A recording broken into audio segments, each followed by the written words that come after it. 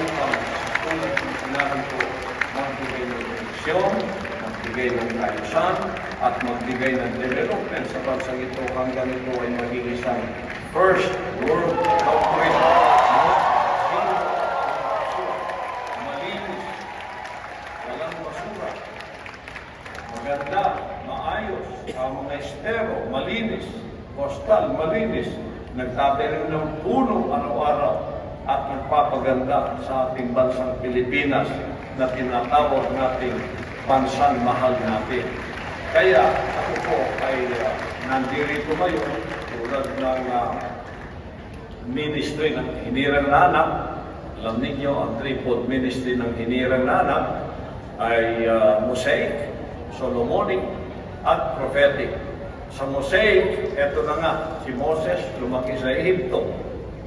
Pagkatapos, dumating ang problema after 40 years ng kanyang buhay doon bilang isang prinsipe ng Ehipto. At kinuha siya ng Diyos mula sa kanyang karangyaang buhay. Nagkaroon ng problema, nakita niya ang kanyang sarili at the backside of the wilderness. Nandun po siya sa ilan. Pero ninyo ang problemang yon na mula sa karangyaan, nakita niya, nag-iisa na lamang siya ngayon. Kaya pala, nagkaroon ng problema dahil may plano ang Diyos sa kanya na siyang gagamiting tagapagligtas ng bayang Israel dahil sila ay nasa pagkakaalipin sa kamay ng Ehipto. So, si Moses, isang araw, nakarinig ng tinig at sinabi, Moses, nakita kasi niya ang isang nag-aalab na tanim na hindi naman nasusunod at kanyang nilapitan nito. Narinig niya ang boses ng Diyos na sinasabing, alisin mo yung panyapak sapagkat ang lupang iyong tinatapakan ay isang banal na lupa. Iyon ang misyon ng Diyos sa kanyang tinawag siya at binigyan ng direksyon upang bumalik sa Ehipto na magulo, na sekular, upang iligtas ang kanyang bayan para sa pagkakaalipin na mawala sila at sila ay pwedeng magsamba o maglingkod sa Diyos na wala pong nag-aalipin sa kanila. Sa aking Mosaic Ministry, ako'y pababalikin sa secular na sanlibutan. Ako ay gagamitin niya ang leadership ng hinirang na anak na hindi na pwedeng bilhin, hindi na mababali pa, hindi na pwedeng i-bribe ng pera, hindi na pwedeng takutin pa, hindi na pwedeng i-terrorize pa para sumunod sa masama. Ako ay magpapatuloy sa kabutihan, magpapatuloy sa kagandahan, magpapatuloy sa ayusan, magpapatuloy sa pagpapala na ibinuhos ng Diyos sa bansang ito. Once na namulat ang mata ng mga Pilipino na kailangan nila ang leader na katulad ko upang naman makatikim sila o makaranas ng pagpapalang atin ang dinanas sa ating bansang kaharian, ang KOJC. Kaya ako'y naririto ngayon para sa mission nito na pinakita ng Diyos sa akin na gusto ko ano hindi sapagkat wala po akong planong maging politiko. Hindi po ako politiko. Kahit ako'y pumasok sa politika, hindi pa rin ako politiko. Ako ay isang leader. Huwag ninyo akong tawagin politiko kahit ako'y pumasok sa politika sapagkat hindi po ako traditional na politiko. Nakapasok lang sa politika upang ang layunin ay magpayaman sa sarili, magnakaw sa kaban ng bayan at manlinlang sa mga tao. Ako po'y narito, pakikita ko ang leadership ko sa bansa ito na mayroong isang tao na pinapasok sa magulong politika na hindi politiko kundi leader at isang pastor ng kawan na nawawala upang sila naman ay magkaroon ng direksyon, katahimikan at pagpapala. Kasaganaan ang kanilang mararamdaman. At ang hinaing ng taong bayan ay mga sentimento ng dissatisfaction. Sapagkat wala akong leader. Maraming politiko ang bansang ito pero walang leader. Ako ay hindi po politiko, ako ay isang leader. Na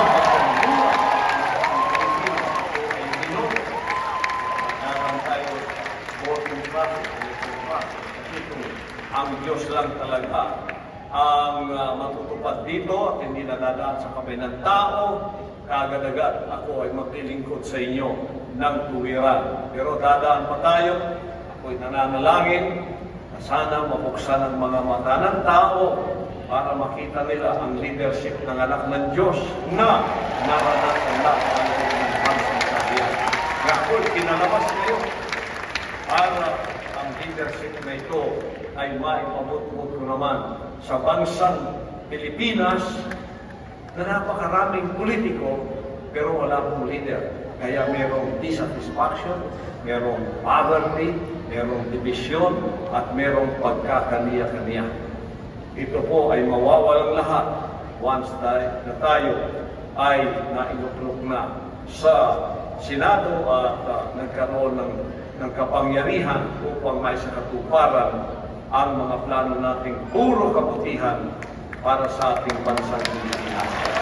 Papasalamat ako ngayon, bago mismo sa akin habang ako ay nasa glorification era, ay magiging kabahagi ito ng kasaysayan ng bansang kaharian na isang araw mayroong isang tulad ni Moises na ipinadang muli sa sekular na sanlibutan ng Ehipto at iniligtas ang kanyang bayan sa pagkakaalipin ng mga alipin sa kanila sa kalukhaan, sa kanlilang, sa kawalang direksyon, at walang kasaganan.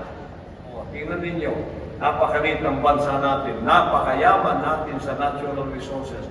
Bakit 87% ay nasa karukhaan pa rin? Divided into A, B, C, D, E. A, B, wala tayong problema, puro mga bilyonaryo yan.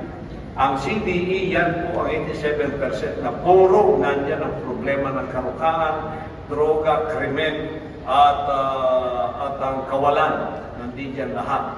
Bakit? Sapagkat wala pong leader. May paminsan-minsang leader tulad ng ating Pangulong Duterte, ngunit 6 na taon, pagkatapos ng 6 na taon, balik na naman tayo sa cycle ng kaguluhan, sa cycle ng awayan, ng bangayan, ng iskandalo, ng pera ang pinag-uusapan. Dapat ang pag-usapan natin, ang pera, pumunta, napakaganda ng ating mga daan. Kahit saan ka pumunta, pwede kang mag-kotse. Nagkakabit-kabit na ang ating mga isla. Meron tayong bullet train, papuntang Luzon, Mindanao, Bacolod. Napakaganda ng meron tinutahan ng Department of Health sapagat libre ang medisina, libre ang doktor, libre ang hospital. Napakaganda ng meron tinutahan ng edukasyon sapagat libre ang pag-aaral, libre ang edukasyon at may quality pa at may pagkain pa. Ang ating mga anak, kung wala silang pagkain sa bahay, dumiretso ka na lang sa paaralan. Meron ka na nung agahan, meron ka pang hapunan. Yun sana, pupuntahan ng maraming pera na pasimula ng taon, hanggang sa katapusan ng taon, iskandalo sa pera kung saan pumunta, hindi natin alam kaya dimandahan dito at dimandahan doon. Sa akin pong leadership, kung ako'y pagkakatiwalaan ng mga tao, tulad ng pagtitiwala ng Diyos sa akin, aalisin po natin lahat yan. Zero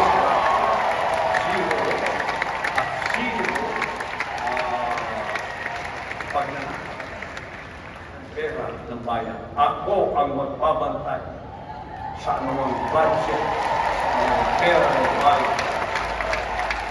Nananalangin, magkakaroon tayo ng presidente na tulad ni Inday Sara, ating vice-presidente, na magkakaroon tulad ng ating panaginip. At ako'y aalalay sa bagay na yan. Kung ako naman ang pagkakalooban ng Diyos ng bagay na yan, lalo ninyong makikita ang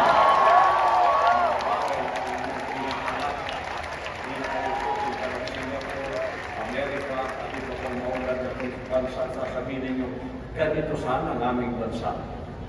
At ang aking komisyon, ang mga OFWs ay makauwi ng lahat sapagkat ang trabaho nila nila ay sobrang sobra nandito sa Pilipinas at ang kanilang sweldo rin dito mas doble sa kanilang pag-aapo.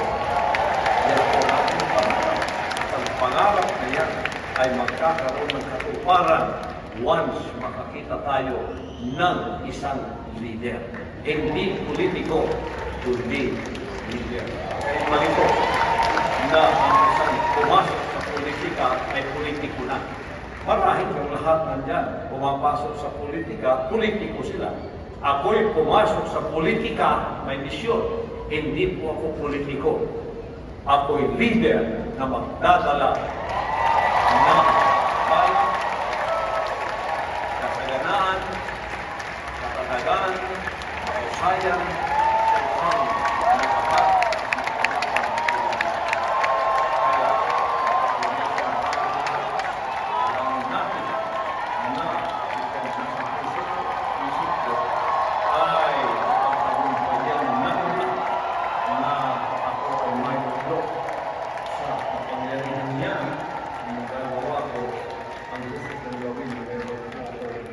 Plataforma bilang senador o kaya presidente.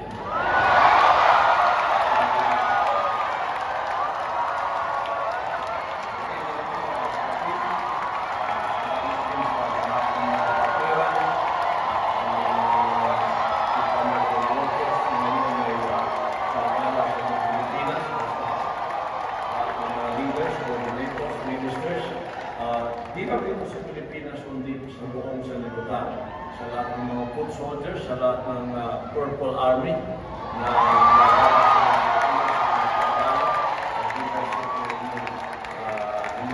ang pastor, at ako'y nagpapasalamat na doon po sa Amerika, sa New York, sa Times Square. All America ay malawak din po ang kanilang house to house sa lahat ng mga Pilipino pwedeng bumoto bilang sa Amerika, kundi sa iba't ibang panig ng buong daigdig na mayroong mga Pilipino pwedeng bumoto. Active po tayo lahat. Kaya ako ngayon papaniwala sa mga sunod na ganito at ganon. Wag po, sapagkat yan ay mind conditioning lamang. Kita ninyo, sa mga survey na ginagawa natin, na tunay na survey na walang bayad, panalo po tayo. At nananalangin tayo na kahit nadayain tayo, dahil sa tayo ay napakalakas para sa kampanyang ito, ay hindi na po kayang layain tayo. Sapagkat may kalooban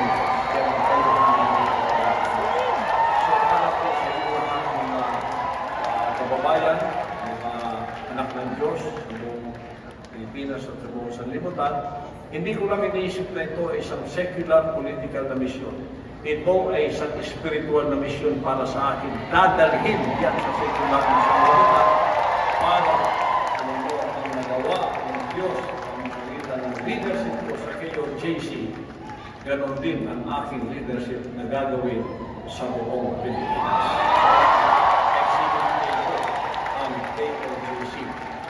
Payapa, glad, may kasaganaan,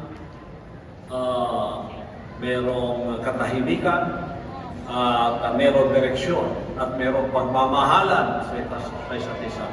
Yan ang nawala sa akin, ang pagmamahalan. Puro hate ang pinunla sa akin ng espiritong masama.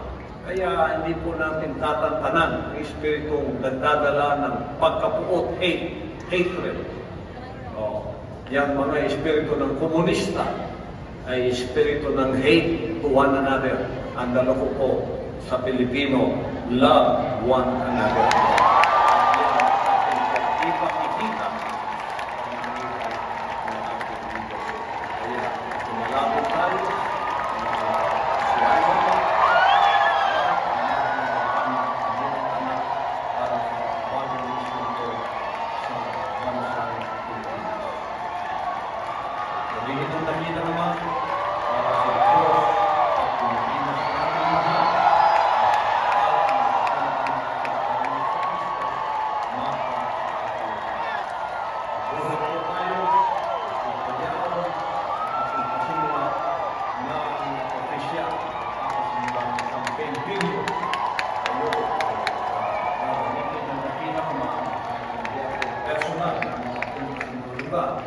ay kayo na ang magiging representante ko para makilala nila ang leadership ng hiniranganan para sa pagkakilala.